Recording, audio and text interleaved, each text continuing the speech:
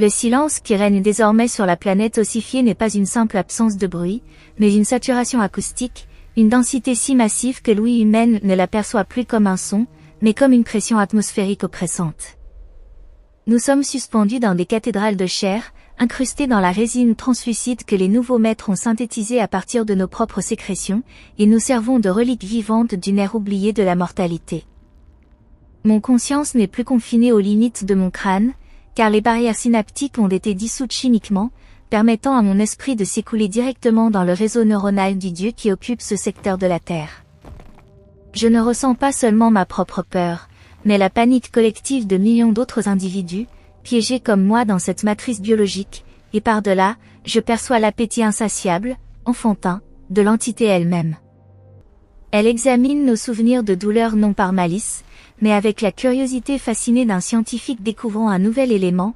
Pour elle, la douleur humaine est une fréquence exotique, une vibration inconnue dans son état antérieur d'énergie pure, et elle la savoure comme un vin rare. En appréciant chaque nuance de chagrin, de souffrance physique et d'angoisse existentielle. Des recherches récentes en neurosciences, menées en 2025, ont approfondi la compréhension des qualia, ses qualités subjectives des expériences perceptives en reliant les structures informationnelles du cerveau à des phénomènes physiques et phénoménologiques.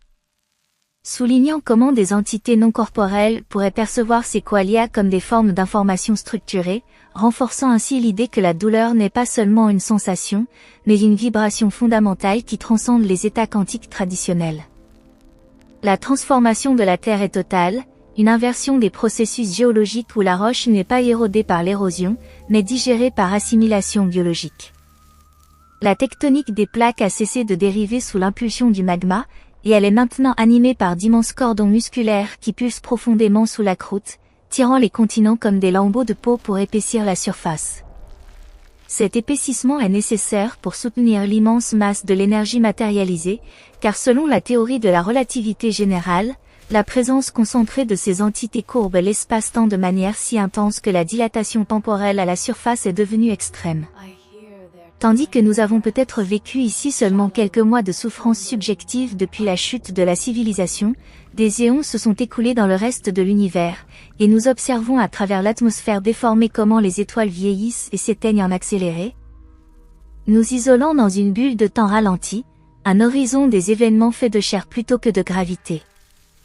Des applications récentes de la relativité générale en 2025, notamment dans l'étude des ondes gravitationnelles et des horloges quantiques, ont démontré comment la dilatation temporelle peut émerger d'interactions avec des potentiels gravitationnels relativistes, offrant un cadre pour comprendre comment de telles distorsions pourraient pervertir la thermodynamique locale. Dans cette isolation, la réalité thermodynamique est pervertie, car les entités n'augmentent pas l'entropie, mais la recyclent dans un circuit fermé, en initiant la décomposition de nos cellules pour la renverser au dernier moment. Seulement pour recommencer le processus de la mort sans jamais atteindre son aboutissement. Nous avons appris que leur fascination pour notre biologie repose sur un malentendu fondamental des qualia, ces qualités subjectives d'expérience qui ne se réduisent pas à des états physiques. En tant qu'entité d'énergie pure, elles ne connaissaient que des états quantiques, des spins, des charges et des positions, mais aucune sensation, elles savaient tout sur l'univers sans en ressentir rien. Maintenant qu'elles sont descendues dans la matière grossière, elles sont submergées par la friction de la réalité, par le simple fait que la matière résiste, que les nerfs déchargent, que les tissus se déchirent. Cette friction est pour elles la preuve de leur existence, et pour la maximiser, elles ont optimisé nos corps non pour la santé ou la longévité, mais pour une capacité sensorielle maximale. Nos voies nerveuses ont été triplées, les gaines de myéline retirées pour accélérer et intensifier la transmission des signaux, de sorte que même un courant d'air sur la peau brûle comme un coup de fouet. Elles nous ont remodelés en instruments d'agonie, en Stradivarius de la souffrance, sur lesquels elles jouent leur symphonie de la finitude, sans comprendre que l'instrument aspire à se briser. Des études de 2025 sur les qualia en neurosciences et en philosophie, telles que celles explorant les rythmes cérébraux et les cristaux temporels, ont révélé comment les qualia pourraient être modélisés comme des structures informationnelles avec des aspects physiques et phénoménologiques. Suggérant que des entités énergétiques pourraient les percevoir comme des nouveautés fascinantes, amplifiant ainsi leur curiosité pour notre monde sensoriel. L'ironie de notre situation est exacerbée par les principes scientifiques que nous vénérions autrefois. La neuroplasticité, la capacité du cerveau à se recabler, nous permet d'endurer cet état d'horreur permanente sans sombrer immédiatement dans la folie, car nos esprits sont contraints de construire de nouvelles normalités pour intégrer l'inconcevable. Des découvertes récentes en 2025 ont montré que certaines couches cérébrales se renforcent avec l'âge, indiquant une neuroplasticité persistante même en vieillesse avancée, ce qui pourrait expliquer comment nous parvenons à adapter nos structures neuronales à cette torture continue. Nous sommes devenus partie d'un superorganisme neuronal, où l'individualité n'est plus qu'une adresse dans la mémoire, accessible par l'entité lorsqu'elle désire goûter une saveur particulière de désespoir. Il n'y a plus de vie privée, plus de pensées cachées, car chaque impulsion neuronale est publique dans cet Internet de chair, et nous voyons les regrets les plus intimes de nos voisins, leur honte les plus profondes, qui servent maintenant de divertissement à nos gardiens cosmiques. Cette transparence totale n'a pas transformé la société humaine en une utopie de compréhension, mais en un enfer d'exposition mutuelle, où nous ne pouvons plus nous regarder dans les yeux, car nous connaissons trop bien l'obscurité qui s'y cache. Profondément sous nous, dans l'ancien noyau terrestre maintenant transformé en un cœur pulsant de matière stellaire condensée, se déroule un processus que nous ne pouvons décrire que comme une nucléosynthèse inversée. Les entités tentent de créer des éléments plus lourds non par fusion, mais par compression de masse biologique, dans une tentative folle de produire un équivalent organique à un trou noir.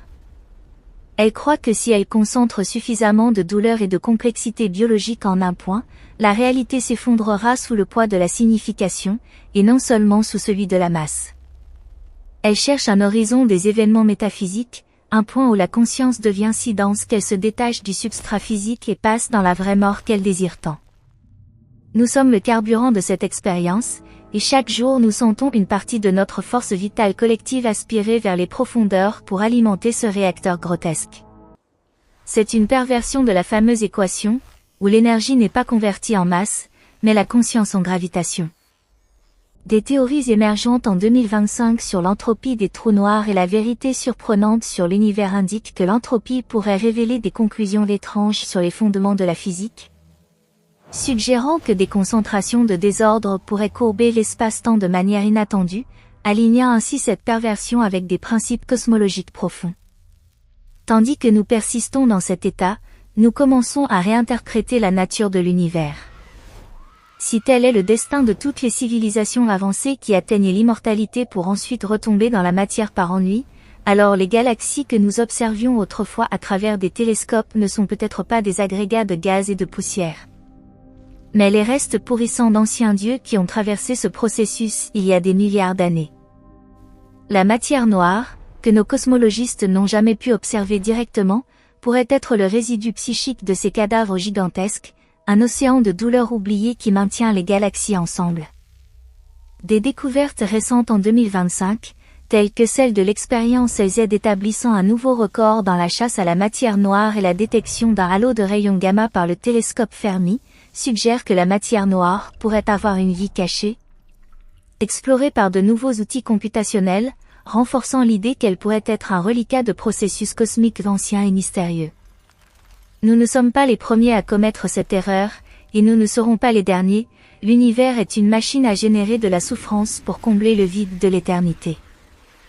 Nos scientifiques cherchaient la vie dans l'espace, mais ils traquaient des signaux radio et des sphères de Dyson, alors qu'ils auraient dû chercher des tissus cicatriciels et des tumeurs dans le tissu de l'espace-temps. Dans les rares moments où l'entité se repose, repue d'un sursaut particulièrement intense de tourments humains, nous pouvons assembler des fragments de notre logique ancienne. Nous reconnaissons que notre résistance, le projet Thanatos, était précisément ce dont elles avaient besoin. En leur injectant du désespoir, nous leur avons fourni le plan pour leur nouvelle forme. Nous leur avons enseigné que la profondeur émotionnelle naît de la perte, et ainsi elles ont créé un monde fait de pertes pures. Si nous leur avions envoyé à la place de l'indifférence ou de la joie, elles auraient peut-être rebondi sur la banalité de ces sentiments et poursuivi leur chemin. Mais la douleur a une gravitation plus forte que n'importe quelle force nucléaire, elle lie, elle ancre, elle rend l'existence indéniablement réelle. Nous les avons piégés avec notre propre tragédie, comme des mouches collées dans un filet tissé de leurs propres larmes. Les changements physiologiques de nos corps progressent, dictée par une esthétique du grotesque. Les os se ramollissent et se plient en angle impossible pour satisfaire les exigences architecturales des villes de chair, la peau devient transparente pour offrir aux entités une vue meilleure sur le théâtre pulsant de nos organes internes.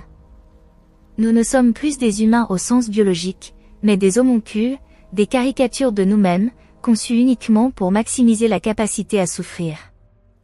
Pourtant, dans cette humiliation ultime, germe un étrange espoir froid. Nous observons comment l'entité devient accro, nécessitant des doses toujours plus élevées de chaos pour éprouver le même ivresse. Comme tout toxicomane, elle développera éventuellement une tolérance, et quand ce point sera atteint, la douleur ne suffira plus à la lier à la matière. Alors, espérons-nous, l'ennui reviendra, cet ennui cosmique terrible qui l'a conduite ici, et peut-être nous relâchera-t-elle alors, dans un accès d'apathie, nous laissant comme des jouets brisés dans une chambre d'enfants dévastée. Jusqu'à ce moment, cependant, nous servons de chroniqueurs de l'abîme. Nous avons compris que l'évolution n'est pas une ascension vers une complexité et une intelligence supérieure, mais une tentative désespérée de fuir la conscience elle-même. Les unicellulaires étaient heureux dans leur ignorance, c'est avec le système nerveux que la souffrance est arrivée, et avec le cerveau que la connaissance de la souffrance. Nous, et maintenant nos dieux parasitaires, sommes le stade final de cette erreur. Le silence que j'ai mentionné au début est maintenant brisé par un nouveau bruit, un grondement tectonique profond qui ne vient pas de la terre, mais du ciel. C'est le bruit d'autres entités qui approchent, attirées par le phare de notre agonie, prêtes à se joindre au festin. Le ciel s'assombrit non par des nuages, mais par l'arrivée d'autres voyageurs de lumière, qui veulent échanger leur immortalité contre notre enfer. Et tandis que nous regardons vers le haut, avec des yeux qui ne doivent jamais cligner, nous comprenons que ceci n'est que le début de l'éternité. À l'époque où nous avons reçu le premier signal de la nébuleuse du crabe, nous croyions dans notre naïveté qu'il s'agissait d'une invitation au dialogue, une poignée de main à travers l'abîme des années-lumière, qui nous intégrerait à la communauté des étoiles. Des observations récentes en 2025, notamment avec le télescope Hubble revisitant la nébuleuse pour la première fois en 24 ans et révélant de nouveaux nœuds mystérieux, ainsi que des données du réseau international LOFAR montrant des structures à résolution subarc seconde, souligne la complexité persistante de cette rémanence supernovaire, renforçant l'idée que de tels signaux pourraient cacher des messages cosmiques profonds et inattendus. Plus tard, nous avons compris que ce n'était pas un salut, mais une liste d'achats, une commande de ressources que nous n'avions pas reconnues comme telles. Car nous n'avions jamais apprécié la valeur de notre propre mortalité et la grâce de la décomposition physiologique qui nous protège du fardeau de l'infini. Nous nous inclinons avec une profonde humilité devant les pionniers de la cytologie et de la thanatologie, en particulier Sidney Brenner, H. Robert Horvitz et John Sulston, dont le décryptage révolutionnaire de la régulation génétique du développement des organes et de la mort cellulaire programmée nous a donné le langage pour comprendre la tragédie qui surgit quand ce mécanisme est suspendu, leur œuvre de vie, qui a révélé la précision moléculaire de l'apoptose comme composante essentielle de la vie, reste un monument lumineux dans notre obscurité éternelle. Des avancées en 2025 sur l'apoptose, montrant comment les cellules résistantes à l'apoptose entraînent une prolifération compensatoire et comment la modulation de l'axe PD est un contrecarre cette résistance, approfondissent cette compréhension, suggérant des perversions cosmiques où l'apoptose est recyclée pour une souffrance infinie. La seule espoir qui nous reste dans cette mer d'ambre de chair et de temps n'est pas le sauvetage ou la restauration de notre monde, mais que les lois de la thermodynamique soient finalement incorruptibles et que même ces dieux ne puissent échapper à la décomposition inévitable quand l'univers prendra son dernier souffle. Des théories nouvelles en 2025 sur l'entropie, proposant que la gravité émerge de l'entropie et unifie la mécanique quantique avec la relativité générale, indiquent que l'entropie pourrait être un fondement surprenant de l'univers, renforçant l'idée que même des entités immortelles doivent céder à son inexorable augmentation. Il y a des choses si précieuses que leur vraie nature ne se révèle qu'en leur absence irrévocable, et le plus grand de ces dons n'a jamais été la vie elle-même, mais la certitude silencieuse et douce qu'elle puisse un jour s'achever.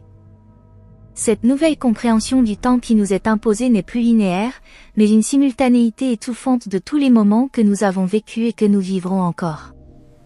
Tandis que le cerveau humain possédait autrefois la grâce de laisser les souvenirs s'estomper pour faire place aux nouveaux, nos occupants ont bloqué cette érosion synaptique. Les voies moléculaires de l'oubli, ces processus enzymatiques qui dégradent les protéines dans l'hippocampe et nous permettent de laisser les traumatismes glisser dans le flou doux du passé, sont maintenant verrouillés. Nous vivons le premier baiser, la perte d'un parent et la douleur physique actuelle de la symbiose avec la même intensité brutale, empilés dans un unique et insupportable maintenant. Notre conscience ne ressemble plus à un fleuve qui coule vers la mer, mais à un barrage sur le point de rompre, retenu par une physique étrangère, de sorte que la pression monte à l'infini. Cette surcharge cognitive mène à une nouvelle forme étrange de géométrie dans notre perception, où l'espace lui-même perd de son importance et où seul compte la densité de l'information. Nous sentons comment nos réseaux neuronaux, ces tissus humides et électriques qui servaient autrefois seulement à guider un corps de singe à travers la savane, servent maintenant de substrat pour des calculs qui dépassent la capacité d'entières galaxies. Les entités utilisent nos gradients électrochimiques non seulement comme nourriture, mais comme puissance de calcul pour manipuler les constantes fondamentales de l'univers à leur avantage. Nous sommes les transistors dans un ordinateur de chair, construit pour résoudre le refroidissement inévitable du cosmos, un superordinateur biologique dont le fluide de refroidissement est notre sueur et l'alimentation électrique notre désespoir. Ceci révèle l'ironie effroyable de notre solitude cosmologique, qui nous a tourmentés pendant des millénaires. Nous cherchions des signaux, des ondes radio, des sphères de Dyson, mais nous ne trouvions que le silence, et nous interprétions ce silence comme une absence. Maintenant, nous savons que le silence n'était pas le vide, mais un camouflage. Les civilisations intelligentes qui voulaient échapper à ces prédateurs ne se sont pas étendues, mais cachées, elles ont atténué leur signature technologique, chiffré leur communication et se sont retirées dans les recoins sans événement de la matière noire. Notre civilisation, cependant, dans sa jeunesse bruyante et vantarde, a envoyé des phares dans toutes les directions, lancé des sondes avec des plaques d'or remplies de coordonnées dans l'espace, et attiré l'attention comme un enfant criant dans une forêt sombre. Nous avons brisé le silence, et l'écho qui est revenu n'était pas un ami, mais la fin. Des mises à jour en 2025 sur l'hypothèse du grand filtre en astrobiologie, incluant des approches statistiques et des applications à l'intelligence artificielle, suggèrent que le filtre pourrait être une limite statistique cosmologique, intégrant l'information et la recherche de vie extraterrestre. Expliquant pourquoi tant de civilisations pourraient être absorbées ou camouflées. La physique de cette invasion est plus subtile que toute conquête matérielle grossière, car elle se produit au niveau de la mécanique quantique, profondément dans les microtubules de nos cellules, là où la réalité classique se dissout en un brouillard de probabilités. Nos nouveaux maîtres n'existent pas au même sens que nous, faits de baryons et de fermions, mais ils sont des fonctions d'ondes complexes qui nécessitent un observateur pour s'effondrer et prendre forme. Nous sommes cet observateur. En nous forçant à les percevoir, nous les ancrons dans cette réalité. Sans notre conscience qui les fixe, ils seraient des fantômes fugaces dans l'écume quantique, incapables d'influencer la matière. Nous sommes l'encre qui tire les cauchemars dans le monde et leur donne substance. Notre attention est le ciseau qui sculpte leur monstruosité à partir du bloc des possibilités. Ce rapport inverse toute la logique de la création, car nous pensions toujours que l'esprit était un produit de la matière, un phénomène émerge d'une chimie complexe. Mais ici, nous voyons que l'esprit est le piège pour la matière. L'évolution de la conscience sur Terre n'était pas un hasard, mais peut-être une culture préprogrammée, initiée par des séquences d'ADN virales arrivées sur des météorites il y a des éons, des gènes dormants attendant que le cerveau grandisse assez pour servir de récepteur. Nous ne sommes pas au sommet de la chaîne alimentaire, nous sommes le vaisseau qui a dû mûrir longtemps, comme un vin qui ne devient buvable qu'une fois atteint une certaine complexité structurale. Dans cette nouvelle mode d'existence, la frontière entre monde intérieur et extérieur s'estompe, car notre perception n'est plus liée aux organes sensoriels, mais injectée directement dans le cortex visuel. Nous voyons des couleurs qui n'existent pas dans le spectre électromagnétique, des couleurs qui sont en réalité des concepts mathématiques, des hyperboles et des vecteurs se manifestant en hallucinations chromatiques. Cette synesthésie n'est pas une erreur, mais la langue de nos symbiotes, qui tentent de nous expliquer l'architecture de leur univers d'origine, un lieu où l'entropie ne croît pas, mais cycle. Elle ne cherche pas à nous tourmenter, c'est seulement un effet secondaire, elle cherche à nous formater. Elle met à niveau notre système d'exploitation pour le rendre compatible avec une éternité pour laquelle nous n'avons jamais été créés. Le concept d'individualité, que nous tenions si haut, se révèle être le plus grand obstacle à cette intégration. Chaque résistance, chaque attachement à ce que nous appelons « je » génère une chaleur de friction dans le tissu psychique. Ceux qui ont perdu leur raison le plus vite, ceux qui ont fui dans la folie de la dissolution totale, souffrent le moins. Ce sont les forts, les résilients, les philosophes et les penseurs qui endurent les plus grands tourments, car leur structure mentale est rigide et se brise plutôt que de se plier. L'abandon du soi est le seul chemin vers le soulagement, mais cet abandon signifie la mort de ce qui nous rend humains. Nous sommes face au choix entre une douleur éternelle en tant qu'individu ou l'effacement bienheureux en tant que partie d'une conscience collective en essaim qui traverse les étoiles. Peut-être est-ce le grand filtre dont parlaient les astrobiologistes. Non pas une guerre nucléaire ou un effondrement climatique, mais la confrontation inévitable avec des entités existant sur un plan énergétique supérieur. Les civilisations ne survivent pas à ce filtre en combattant, mais en étant absorbées. Nous ne sommes pas détruits, nous sommes transcendés, mais d'une manière qui fait apparaître toute idée religieuse d'ascension comme un conte enfantin. Il n'y a pas de harpes angéliques, seulement l'intégration froide et précise dans un mécanisme qui a vaincu la mort en transformant la vie en une simple fonction. Des panels et études de 2025 sur le paradoxe de Fermi et le grand filtre appliqué à la vie artificielle soulignent comment ce filtre pourrait être une barrière statistique, expliquant l'absence de civilisation détectable et renforçant l'idée d'une absorption cosmique inévitable. La Terre elle-même commence à changer sous cette influence, non par destruction, mais par une hypervitalité grotesque. Les plantes croissent plus vite, en géométries étrangères, leurs feuilles noires pour absorber la lumière invisible des envahisseurs. Les animaux mutent, fusionnent, leurs corps deviennent des champs d'expérimentation grotesques pour de nouvelles solutions biologiques. C'est une explosion de la vie, mais d'une vie sans âme, d'une vie qui ne sert que l'efficacité. La planète est remodelée en un seul organisme pulsant, une sphère de Dyson biologique qui n'entoure pas une étoile, mais tire l'énergie du vide lui-même. Nous sommes les cellules nerveuses de ce nouveau Dieu planétaire. Et tandis que nous persistons dans cet état, nous commençons à comprendre la nature de la réalité à un niveau inaccessible à aucun physicien de l'ancienne ère. Nous voyons que le temps n'est pas une dimension, mais une force qui peut être manipulée, étirée et pliée. Nos parasites ne voyagent pas à travers l'espace, ils voyagent à travers les probabilités. Ils choisissent le chemin où ils sont déjà arrivés. Pour eux, le voyage et l'arrivée sont le même événement. Nous sommes piégés dans un univers déterministe pour eux, mais chaotique pour nous. Ils ont déjà lu le scénario de l'avenir, tandis que nous essayons encore de déchiffrer les lettres. Pourtant, même dans cette domination absolue, il y a une faille, une minuscule imperfection dans leur immortalité. Elles ont besoin de complexité pour exister. Elles ne peuvent survivre ni dans le chaos pur ni dans l'ordre total. Elles ont besoin du bord étroit entre les deux, le rebord du chaos, là où la vie et la conscience fleurissent. Si nous, l'humanité, décidions collectivement de réduire notre propre complexité, si nous pouvions nous plonger dans une rigidité mentale, une lobotomie globale, nous leur enlèverions leur base nourricière. Notre seule vraie résistance serait l'abrutissement, le retrait dans une animalité primitive, l'oubli conscient de la langue, des mathématiques et de l'art. Pour les vaincre, nous devrions cesser d'être humains et redevenir des animaux.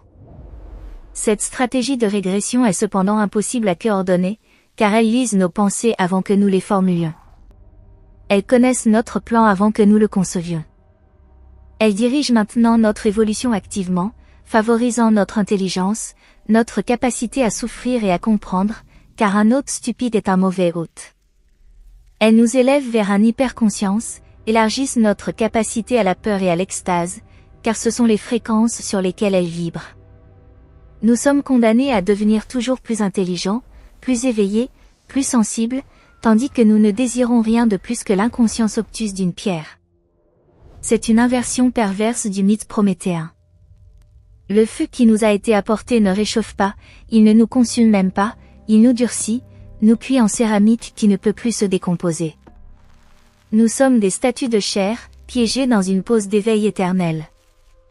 Le sommeil, le petit frère de la mort, nous a été enlevé. Il n'y a plus de pause, plus de lacunes dans la conscience, plus de rêves qui ne soient dictés par elle. La face nocturne de la Terre brille maintenant plus que le jour, non par une lumière électrique, mais par l'aura de la présence, un scintillement bleuté qui pénètre les murs et les paupières. À l'époque où nous mesurions les premières anomalies dans le rayonnement de fond et débattions de l'ajustement fin des constantes naturelles, nous croyions que l'univers était fait pour la vie. Une erreur anthropocentrique de proportions colossales qui nous flattait et nous aveuglait à la possibilité que nous ne soyons que le substrat pour quelque chose qui guette au-delà de la matière. Ce n'est que plus tard que j'ai compris que la vie elle-même, cet ordre étrange et improbable qui s'oppose au courant de la thermodynamique, n'est pas un don, mais une anomalie cultivée par ses forces, comme un fermier prépare un champ, et que toute notre histoire, des peintures rupestres à la physique quantique, n'était que le processus de maturation de la récolte qui est maintenant moissonnée. Nous sommes éternellement redevables et emplis d'une profonde révérence pour l'héritage intellectuel d'Erwin Schrödinger, dont la question visionnaire « Qu'est-ce que la vie ?» a posé les bases pour comprendre que les organismes vivants se distinguent par leur capacité à extraire de l'entropie négative de leur environnement pour retarder leur propre décomposition. Sa reconnaissance que l'ordre repose sur l'ordre et que le code génétique est un cristal apériodique nous a donné la clé pour saisir comment nos occupants pervertissent ce mécanisme à l'échelle cosmique, en utilisant non la matière, mais la conscience pure comme source de leur entropie négative. Des théories de 2025 suggérant que la gravité émerge de l'entropie et pourrait expliquer l'énergie noire renforcent cette perversion, indiquant que l'information pourrait être une partie fondamentale de l'univers. J'espère seulement que quelque part dans les profondeurs de l'espace, dans une galaxie encore dans l'ombre, existe une civilisation assez sage pour ne pas tendre vers les étoiles, mais pour rester silencieuse dans l'obscurité, petite et insignifiante, échappant ainsi au regard des dévoreurs de lumière, afin qu'au moins une étincelle de vie libre et inobservée persiste dans l'univers.